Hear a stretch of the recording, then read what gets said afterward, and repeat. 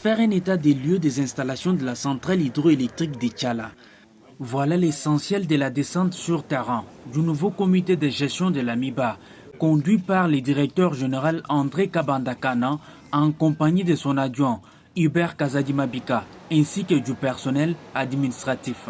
Il était question au cours de cette ronde pour la nouvelle équipe dirigeante de prendre connaissance de ces patrimoines de la MIBA, mentionne le directeur général adjoint Hubert Kazadimabika. Le nouveau DG vient s'imprégner de ces installations importantes qui sont celles de l'énergie qui fait aller toute la MIBA et pour lesquelles vous êtes au front ici.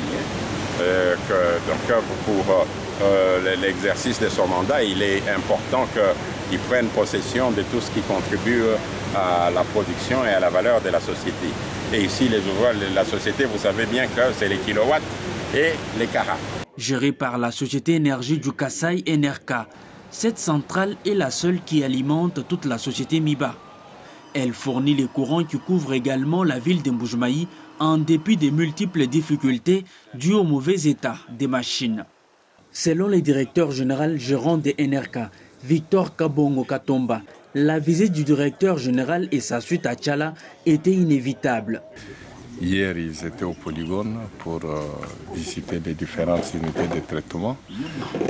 Aujourd'hui, ils n'ont pas tardé à venir à Tchala. Vous savez, Tchala, c'est l'endroit où l'on produit de l'énergie nécessaire pour faire marcher la MIBA.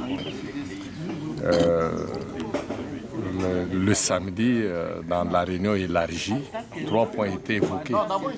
L'état des lieux des gisements, l'état des lieux des unités de traitement et l'état des lieux de l'énergie. Alors c'est ainsi qu'ils sont à l'étape de l'énergie. Ils sont venus à Tchala, ils ont visité la centrale, les installations périphériques. Victor Kabonkatomba estime que la résolution du problème de la centrale de Tchala est prioritaire et croit à la volonté manifeste de cette nouvelle équipe dirigeante de pouvoir relancer la MIBA.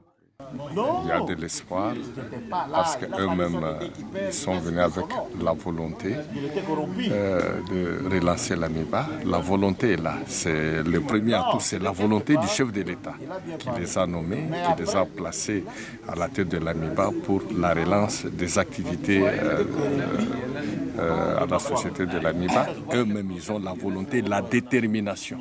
C'est ce qui explique leur présence ici. Alors, quelles que soient les difficultés que nous connaissons, le problème sera résolu.